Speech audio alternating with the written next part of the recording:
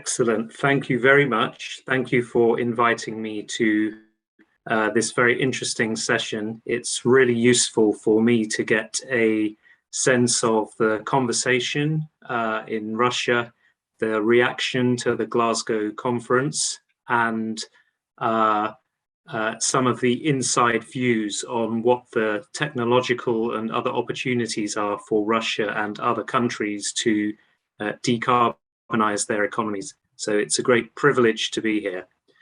I will, over the next 10 to 15 minutes, take you through a very high-level presentation of where we think currently emissions are heading at a global level and what that means for long-term temperature change.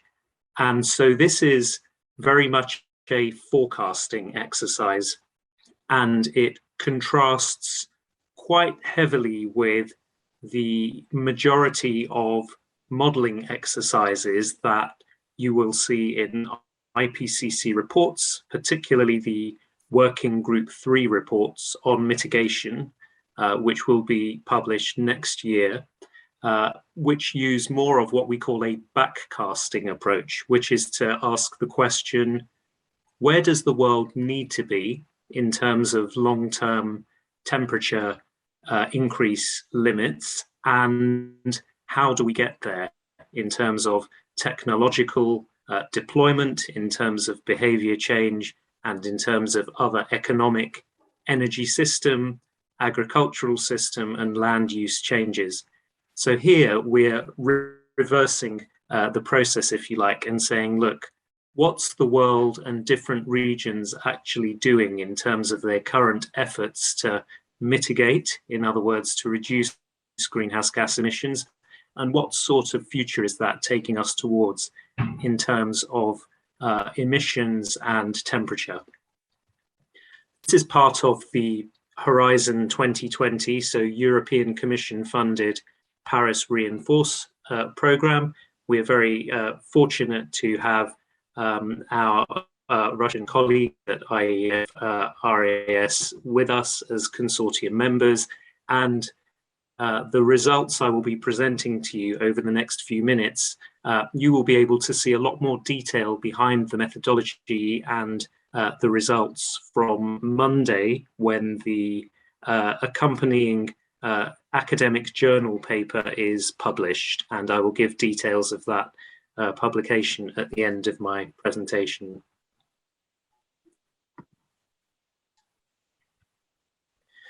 So the overview, for key questions, just looking at the top of the slide, according to current efforts, and that means current policies and also current pledges in terms of the nationally determined contributions, where are global emissions heading and what temperature change results? And the relevance of this, so the next section on this slide, we know the Paris Agreement seeks to pursue efforts towards a 1.5 degrees Celsius limit of long-term warming. But we also know that there is what we call an emissions gap, and that gap exists between current efforts, whether you look at NDCs, nationally determined contributions, or whether you look at current policies. And, you know, I heard discussion this morning about the 2.7 and the 2.4 degrees targets, and those are relevant to this question. We know, therefore, that current efforts are not enough to achieve 1.5 degrees Celsius, or even well below 2 degrees Celsius. So how close do our current efforts get to the Paris goal of well below 2 degrees or 1.5 degrees? And how do we look at this? Well, we use 7 different global energy system and integrated assessment models.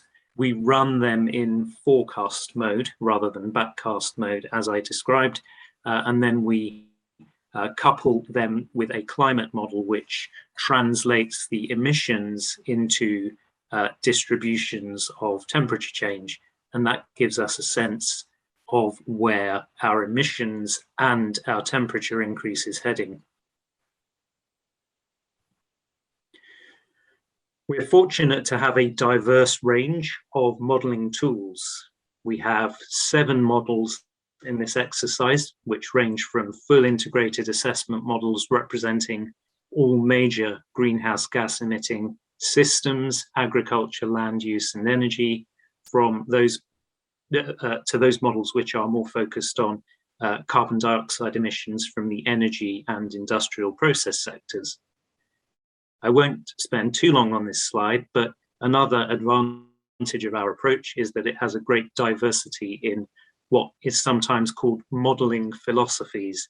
And by that, I mean whether the model is an engineering bottom-up model, which at best only has a partial equilibrium representation of economics. And by that, I mean that it can accommodate and account for energy demand changes through price elasticities of demand for energy, but it won't then look at the full series of second round and nth round effects throughout the economy through coupling to a macroeconomic module. However, we also have models which are fully integrated with macroeconomic models, and those can be of the computable general equilibrium variety, the more neoclassical approach, or they can be of the post-Keynesian macroeconometric approach. And then we have IEF RAS's own 42 energy system simulation model there as well. So we have a number of different modeling approaches. We have done our best to do something that multi-model exercises like this often don't do, and that is to have a high degree of harmonization of our assumptions around socio-economics. And by that, I mean population growth in different regions of the world, economic growth in different regions of the world, representation of technology costs and performance and efficiency parameters, and some other key inputs which are very instrumental in driving modeling results. So here we try to isolate inter-model differences primarily to the modeling philosophy rather than the input assumptions around the models. How do we extrapolate 2030 levels of effort? Well, this is something that's been very important in the literature ever since the passing of the Paris Agreement. You will all know that after Paris in December 2015, there were commentaries saying that Paris puts us on course for a 3 degrees Celsius world, but there were other commentaries that said that Paris puts us on course for a 4 degrees Celsius world. And I always thought to myself, well, how can we say that with any confidence? Because Paris only consists of pledges until 2030. So a key challenge for us in this exercise is how do we take the effort implied by current policies to 2030 or NDCs to 2030 and extrapolate what we think is an equivalent level of effort beyond 2030. And we have limited time here, but I'll just illustrate one method that we use. So this is a method which uses implied carbon pricing. First of all, what we do in our models is we simulate current policies in different regions of the world, whether they are energy efficiency standards or renewable portfolios or shares of renewables or vehicle efficiency standards. And so we implement those and we look at what reduction from a reference scenario those current policies give until 2030. What we then do is we take those emissions in 2030 based on current policies, and we remove the current policies and see if we can reproduce that pathway to 2030 purely by imposing a carbon price in our model. And this gives us what we call an equivalent carbon price, which alone delivers the pathway to 2030. And that's useful because we can then extrapolate the carbon price beyond 2030. And in our exercise, we do that by assuming that the carbon price grows each year from 2030 onwards, according to the growth of GDP per capita in each region from 2030 onwards. So if you like, the carbon price continues to sort of grow with per capita wealth. This then, by applying it to our models, provides us with a forecast pathway of how emissions will develop in 2030 onwards, either to 2050 in those models that run to 2050. We know that 42 runs to 2045, so it's about 2050, or to 2100 in those models that run as far as that. So that is one method in which we extrapolate post-2030 effort. And we also use more established methods, such as extrapolating trends in emissions intensity per unit of gross domestic product or per unit of economic output. The final step is that we want our pathways to be realistic and reflective of current policy ambition. So what we do is we then reapply the current policies, but we make sure that after 2030, the pathway produced by the model is as we've derived, as shown in that yellow line in step 3. So we re-implement our current policies, which we'd previously taken out, and we keep the emissions pathway after 2030. And that means that the energy system and other changes within our models are realistic, and their starting point from 2030 reflects what the current policies in 2030 were.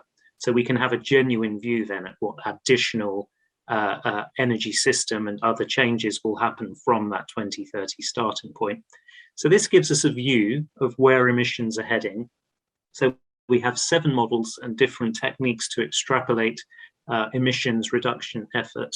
And we do this on a regional basis. Our models are not just representing the world as one region, but they divide the world into many different regions based on major economies. And so they have this regional focus of current policies and NDCs. What do our results show? Well, there's quite some complexity in these charts and not much time, but let me take you through each of these panels. Let's start with panel A in the top left. And you can see that global energy-related CO2 emissions from the combustion of fossil fuels, you can see the black line and how that's risen. We then have extrapolations from 2016 or 2017. We try and account for the latest trends in economic growth. We understand, of course, that there's been a disruption from COVID, but we assume that there'll be a return to trend growth, which is, or trends of CO2, which is indeed what we have been seeing in 2021 and expect to see in 2022. We have then a forecast of global energy-related CO2 emissions out to 2050. You can see that of the 7 models, there's quite some range, and the range for each model, so the sort of shaded plumes represent the range for each model, and they represent the difference depending on the method that we use to extrapolate emissions after 2030. So you can see there's quite some range there of about 25 to 40 gigatons of CO2 emissions expected by 2050.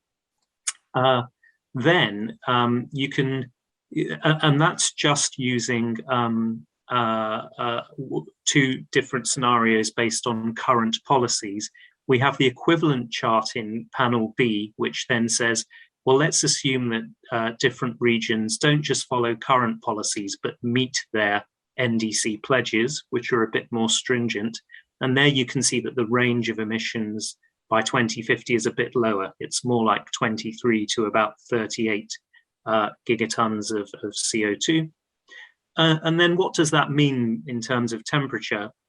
Well, if you look at panel C, where we extrapolate all the way out to 2100, you see that the temperature range is somewhere between about 2.2 to 2.9 degrees Celsius in terms of the increase on pre-industrial levels. So there's a high degree of, there's a lot of information there, but the headline findings there are that we're heading for a world with about 25 to 40 gigatons of CO2 and about 2.2 to 2.9 degrees by the end of the century. We breach the 1.5 degrees barrier by 2035. You know about this 2.4 and 2.7 degrees already, because I heard interesting discussion about it this morning. So I'm coming to the end of my presentation and I won't spend too long on this slide. But of course, nationally determined contribution have been updated, and there's been the addition of an increasing number of net zero targets in recent weeks and months. And this, of course, gives you this great variety of views of where current temperature change is headed. It could be anything from as high as a median of 2.7 degrees, with the high end up to 3.6 degrees, or it could be as low as, if you take the most optimistic scenarios, somewhere between 1.5 and 2.4 degrees, which is what it shows on the right-hand side there. So key points really are there a great uncertainty about where current temperature change levels are heading, and that again reflects some comments from your discussion this morning. But at the moment, we can say with some confidence that we're heading somewhere between a 2 and a 3 degrees Celsius world. Better than we were 10 years ago, perhaps, but still not good enough for Paris. You can read more in our forthcoming paper, which is published in the journal Nature Climate Change on Monday. And with that, I thank you very much for your attention and very happy to discuss or take questions.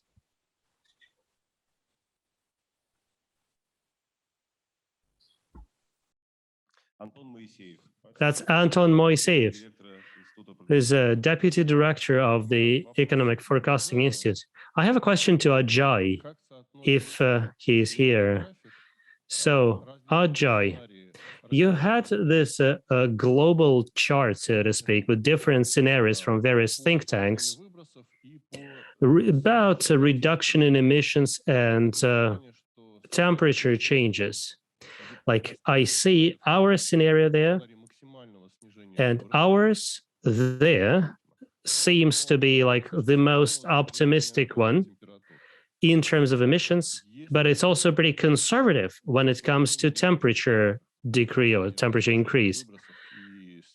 Is there like a clear-cut correlation between reduction of emissions and containing the temperature increase from a scenario to scenario? Thank you very much. Ajay?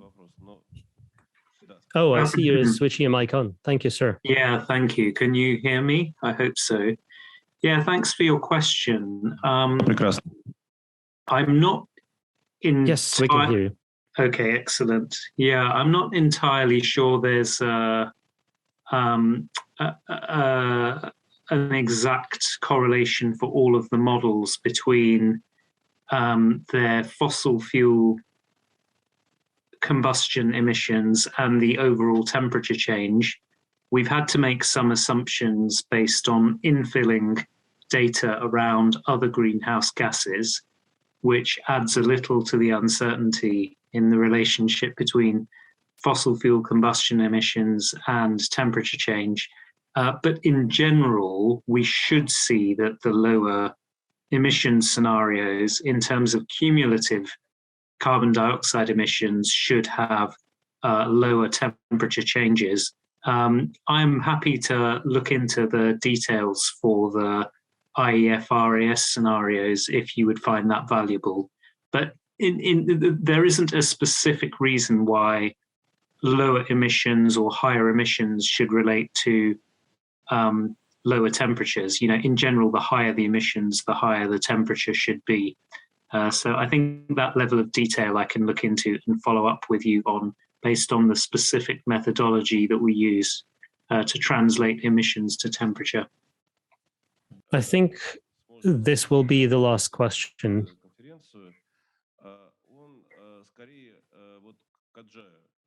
And if that's okay, I'd like to ask this question to Ajay. So Paris Reinforced project, where Ajay, his colleagues, and ourselves collaborate, is designed to align the positions of different countries in the context of the European Green Deal. So my question is like this: to what extent would you believe the calculations, the models, the arguments which get developed in projects like this are actually having impact on real decision making, for example, in Europe? Thank you very much, Ajay. Yeah, it's thank you for the question. It's a very good one, and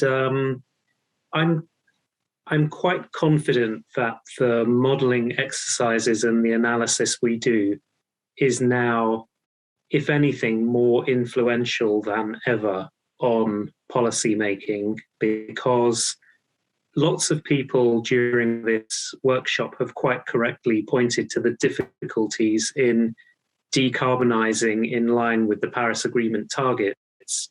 But the Paris Agreement itself and the Glasgow Climate Pact, the cover text on that pact, they refer to the science explicitly for the first time. They refer to concepts around the carbon budget and coal, and they can only do these things with confidence because of the modeling and analysis that's been done by the scientific community. So I think we have seen a breakthrough where the international negotiation process and the policy making that sits underneath that process is now explicitly informed by scientific analysis. And so I think that projects like ours are now increasingly influential. I think policymakers across Europe are desperate to understand which technologies they should invest in. And so the analysis that Christian, for example, is doing will be critical for them. I think they are desperate to understand which households and consumers will face increases in their household bills and energy costs. And so the analysis that Rosella is doing will feed directly into those considerations. And then the analysis that you and I are doing around national mitigation pathways will signal to them the feasibility of whether we can meet long-term ambitious targets and also what the technologies are. There will always be uncertainty because the future remains unwritten, but they are increasingly looking towards us to help inform their decisions and back that up. So I'm very optimistic that the work we do now has a great deal of influential power in steering policy decisions. Thank you. Thank you very much, Ajay.